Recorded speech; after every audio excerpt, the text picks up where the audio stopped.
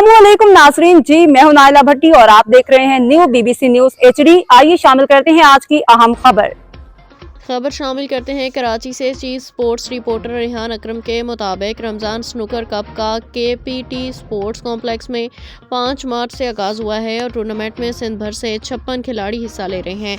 Tournament का आगाज़ KPT general manager admin ने बतौर मेहमान खसूसी और snooker world champion Yusuf Khan ने खिलाड़ियों से मुलाकात करके किया। बादशाह chief guest brigadier Mohammad Yunus ने फ्रेम ब्रेक करके रमज़ान स्नूकर टूर्नामेंट का इफ्तिताह किया।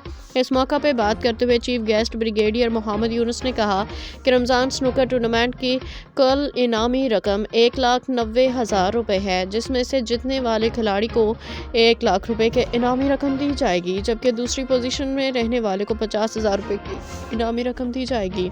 इसी तरह टूर्नामेंट के सेमीफाइनलिस्ट खिलाड़ियों के दरमियान 20,000 की इनामी रकम तकसीम की जाएगी, जबकि टूर्नामेंट में सबसे बड़ी फ्रेम ब्रेक करने वाले खिलाड़ी को 5,000 और वर्ल्ड चैम्पियन को 15,000 रुपये की इनामी रकूमात दी जाएंगी। आज का पहला मैच में यासिर लगानी ने शारिक अली को 2 के मुकाबले में 3 फ्रेमों से शिकस्त दी है। दूसरे मैच में वकास बेग ने बासानी मोहम्मद अकमल को 1 के मुकाबले 3 फ्रेमों से शिकस्त दी है।